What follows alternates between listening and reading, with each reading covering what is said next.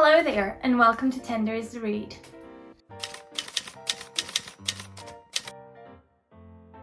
Okay, so first off, I'd like to just apologize because as you can see, the lighting is terrible today.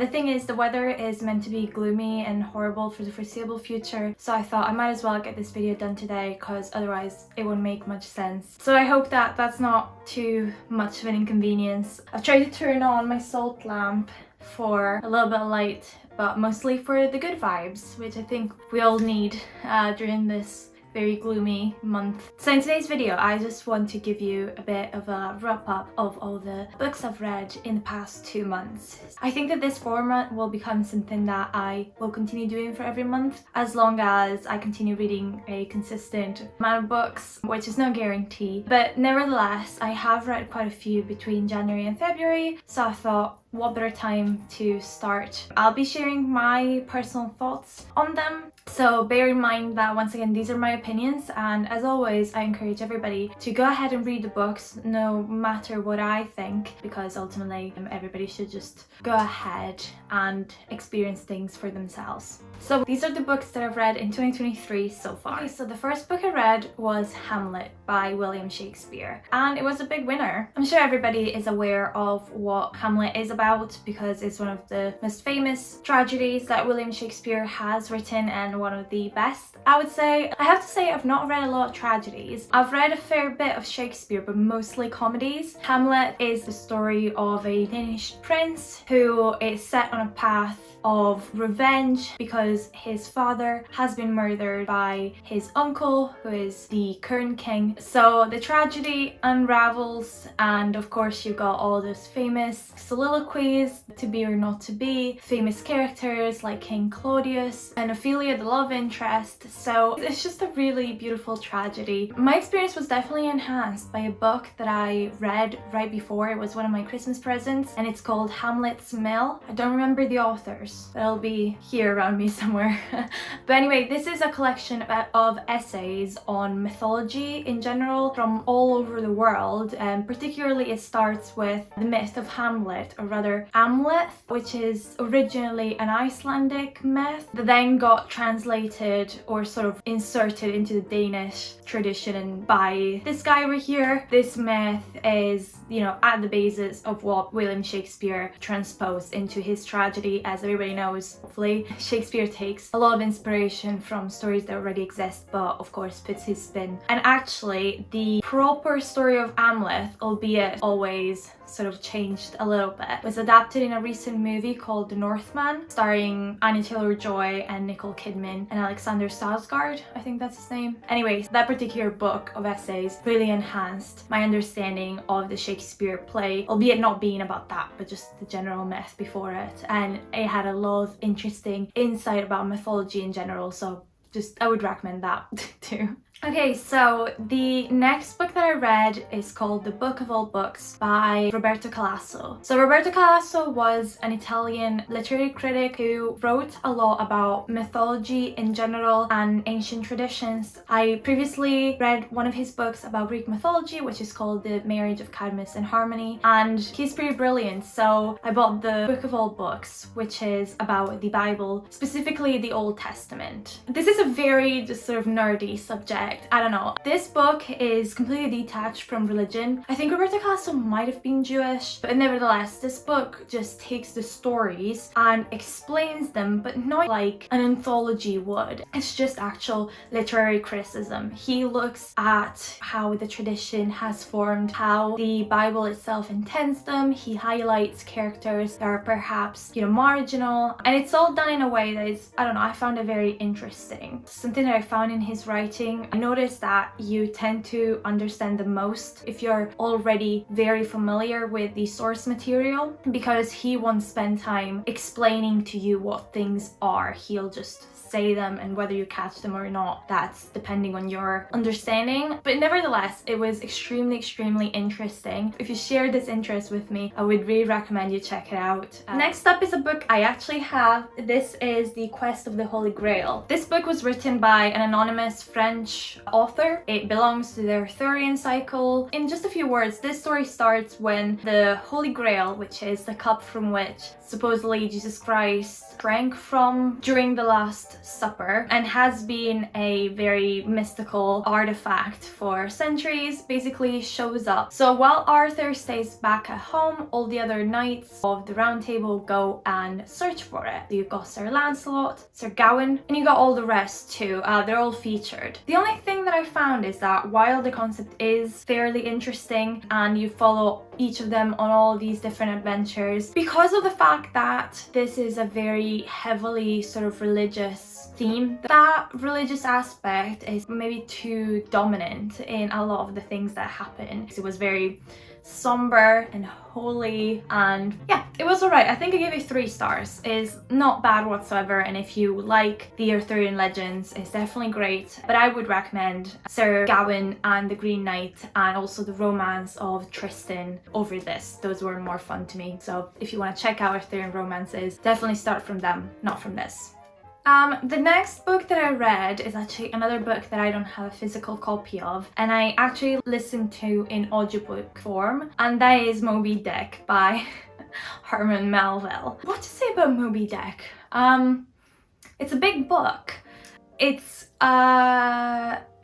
boring. Guys, let's all admit that Moby Dick is boring. The reason why I found it boring, and I think that could be harsh, okay, I think I still give it 3 stars. I just simply did not love the allegory, I guess, as much as I probably should have if perhaps I had read it in school. But alas, the reality is that to me, this book was mostly about whaling. And I'll tell you what, actually, all the parts about whales, all the descriptions of things to do with whales, those things were fascinating. Those were the things I was tuning in for. But the plot itself, I just thought that was a bit, just boring. So ultimately for me it was a mixed bag. The plot itself wasn't that exciting. I was just fascinated by everything that was going on around it. I'm glad that I read it, but I can't say that I have much to rave about.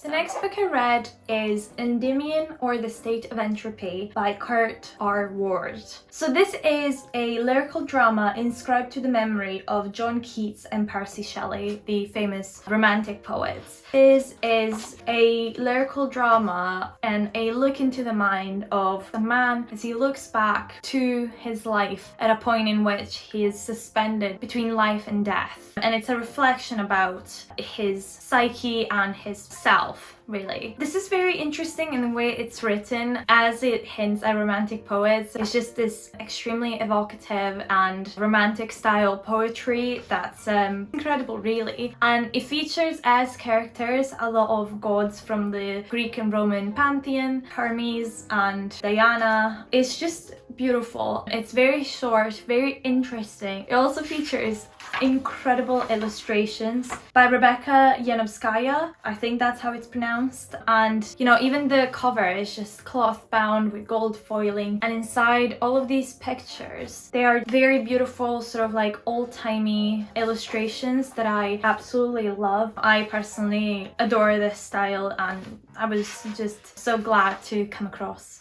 such a little gem like this. I give this 4 stars.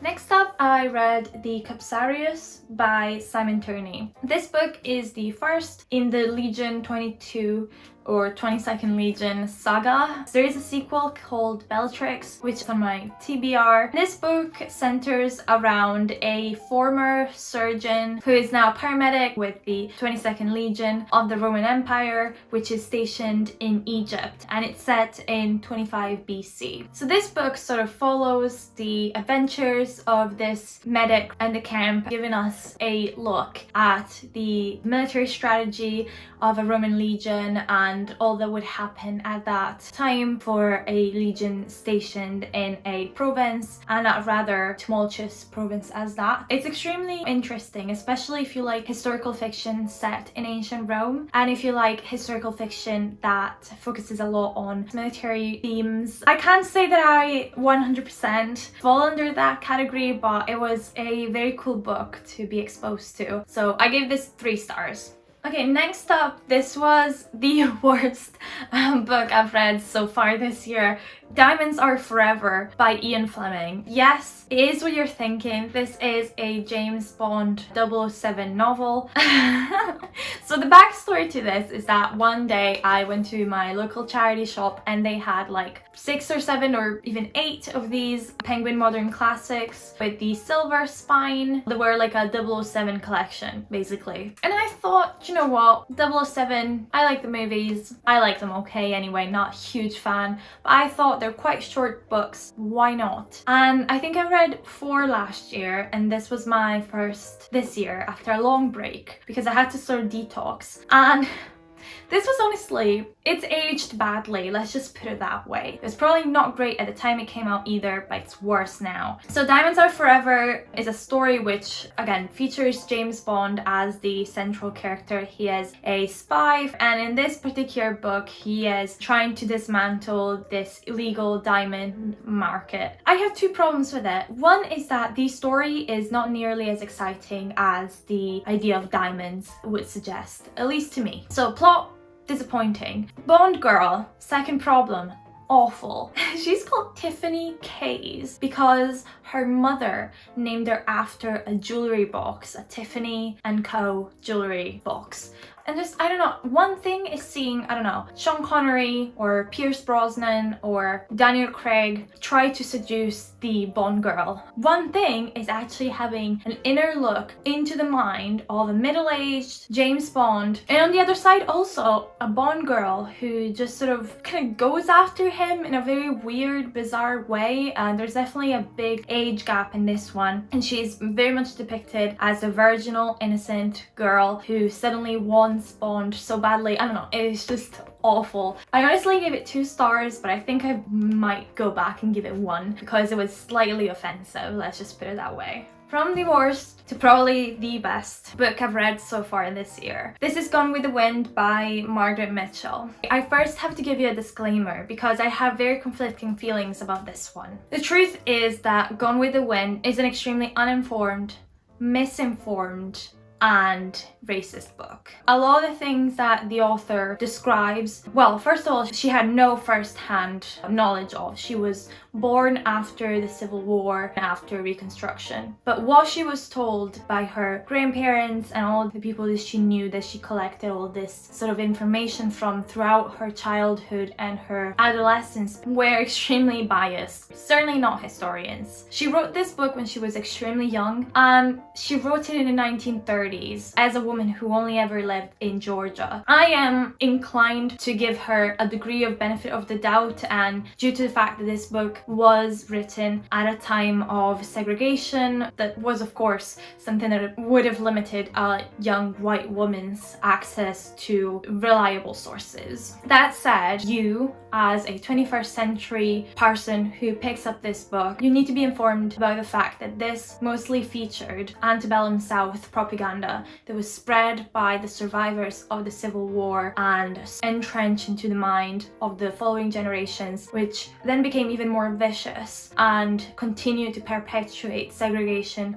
and Jim Crow laws and made Black people systemically disadvantaged in the South, which continues to be an extremely delicate and extremely real problem today. That said, I do think there are some dimensions to this book. First of all, you can learn about the mentality of Southern people. Once you know that they are the bad guy, they are on the wrong side of history, you can see what their arguments were and how vicious they were. And the thing is, unlike the movie, which is pretty flat in its portrayal of characters, it seems that all of them, except for perhaps Rhett Butler, are in favor of the war. In this, there are layers to it all, and to me, it's obvious that some characters who are more belligerent and who are more nasty in general are not not meant to be sympathized with. They are punished by the book. And there is a degree also of showing sometimes the hypocrisy of these people, and applying a modern lens, I think that it is very obvious. So Gone with the Wind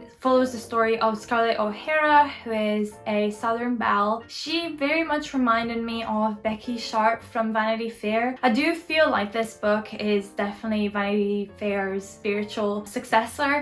You've got a Becky character, but you also have an Amelia character in Melanie, who is her sort of like adversary when it comes to romance, because she becomes the wife of Ashley, who is the object of Scarlett's affection. Throughout her life, throughout all these events of immense magnitude that happen around her, she holds on to the thought of Ashley, who is now a married man, continues to give her false hope, and she is just wild.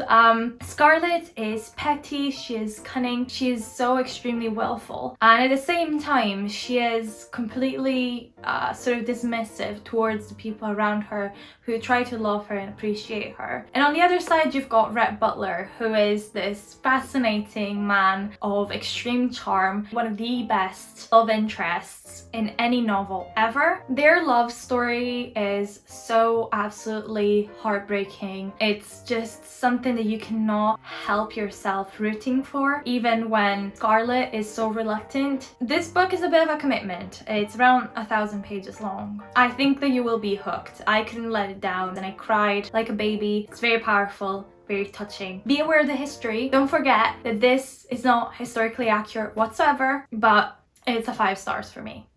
The next book I read is a short story, actually. It's The Yellow Wallpaper by Charlotte Perkins Gilman. This short story is featured in this Canterbury Classics collection of classic works from women writers. This beautiful cloth-bound edition was gifted to me by Canterbury Classics because I happen to be one of their ambassadors. So again, I thank them so much. This is such a beautiful collection. So I'm just gonna put it here, so if you want to stop the video and look at all the women authors that are featured. It's actually fantastic. It includes a full Agatha Christie novel, as well as Frankenstein by Mary Shelley, and also The Voyage Out by Virginia Woolf, which is the book that I'm currently reading. But to start with, I read The Yellow Wallpaper, which is a very famous short story written in the early 1900s, which is all about a woman dealing with mental health issues, and her husband, who is a physician, prescribes to her isolation therapy, I think, rest therapy, something like that. So he just locks her up in a room and forbids her from writing or reading, which is her creative outlet. She has to just rest in a completely sterile room. This room obviously happens to be covered in this yellow wallpaper in which the narrator loses herself. It's one of those tales of, I don't want to call it female rage, I don't think it is, but it's about female madness. I think that Charlotte Perkins Gilman actually had a similar experience to that of the book, and she told to do a rest cure, but she was very strongly against it, and that's why she decided to go ahead and write the short story as sort of a cautionary tale against the mistreatment of women by the medical community, which was a very widespread problem at the beginning of the 1900s. A very interesting piece of feminist literature for sure. I would highly recommend it. So I have one final book before I go into some niches that I want to show you all together. But this is the Love Poems collection, also by Canterbury Classics in their Word Cloud collection. I have to admit, my very hot take is that I don't like poetry. I find poetry either cringy or just a bit hard to understand. I think that has to do with my background, having studied in an Italian school. I don't know, for some reason it was never something that I could get into, and I know that it's a problem and it's very limited of me, so feel free to judge me, but don't be mean about it in the comments.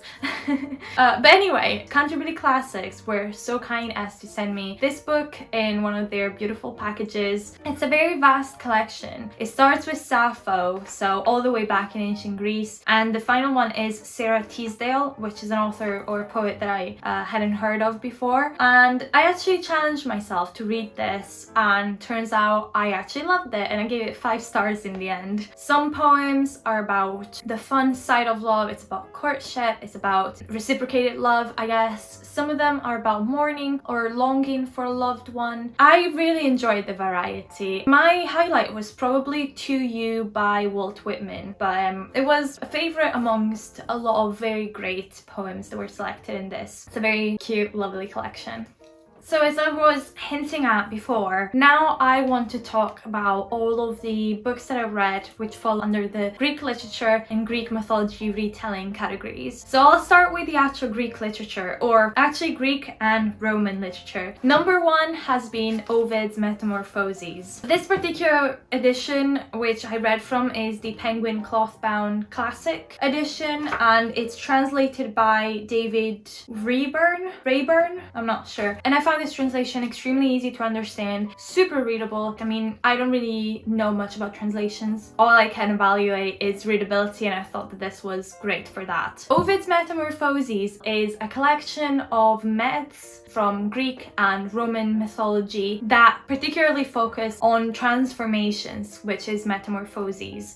So it features a lot of men and women being turned into animals, being turned into objects, being turned into gods or goddesses, or also just experiencing a sex change, which happens in Greek mythology. I really love this particular book. Ovid does such a great job the way he sort of frames every section within this text. They're all sorted by themes. The stories just flow so well together, and they are just a lot of fun. It was smashing 5 stars. Next up, I finally pulled the trigger and got some Greek tragedies, which I've been dying to read for so long. And the first one I read was Antigone by Sophocles. I've actually just started annotating it because I read it on a train. So, well, Antigone is the daughter of Oedipus and Jocasta, so she is unfortunately a child of incest, and also she and her brothers are sort of cursed due to this fact. And this is her own tragedy. Essentially, her brothers kill each other, and now because one of her brothers attacked Thebes with 6 fellow warriors, you can find that story in the 7 Against Thebes tragedy, the new king has decided that only one of them will be buried, the other one will be left out of the city walls to be eaten by birds of prey. Now, Antigone rejects this new law and its authority due to the fact that it's of course against the law of the gods, and so therefore she defies her uncle at her own peril. The tragedy of Antigone is one that I find so interesting. It just talks about the relationship between law and justice, and is it just to defy a law which is unjust? And it's fascinating how Sophocles depicts all of these characters. I, for one, sympathize with everybody because the situation that they're in is not something that any of them like. It's just what every single one of them feels like they have to do. And that's what makes it so tragic. I gave it 5 stars. It's pretty amazing. Then I also read 2 tragedies by Euripides, both contained in this book, Medea and Hippolytus. So Medea is probably my favorite Greek tragedy that I remembered like from high school. Euripides is such a great author when it comes to writing women, or just her. I mean, she's phenomenal. And Medea is the princess of Colchis who helps Jason to retrieve the Golden Fleece, which was previously owned by her father. However, she leaves a trail of death behind her, and upon returning to Greece, she actually causes herself and Jason to be exiled. While in exile, the king of the city where they have sought refuge actually wants to give his daughter in marriage to Jason. Medea is cast aside, and she believed that she was married to Jason and in fact has 2 kids with him. But nevertheless, she is unwanted due to the fact that they fear her power, and there's a bit of xenophobia in there, of course. She essentially has to find another way. However, it's Medea, and she is not known for finding another way peacefully anyway, and so she goes into a self-destructive spiral in which Ultimately, she achieves her goal, but at a very dire cost. The really cool thing about Medea is that it's written in a way where we definitely empathize with her while being fully aware that she's absolutely crazy. In this play, Euripides allows her to ultimately win. She executes her revenge, and yet she gets away with it on a flaming chariot driven by a dragon, no less. So Medea is brilliant, 5 stars, of course. Next up is Hippolytus. Hippolytus is the story of the young son of King Theseus and how he has offended the goddess Aphrodite. Unfortunately, Aphrodite decides to execute her revenge through Phaedra, who is the wife of King Theseus and obviously stepmother to Hippolytus. She is cursed to fall in love with Hippolytus and eventually bring about his doom. Hippolytus is another fabulous endeavor by Euripides.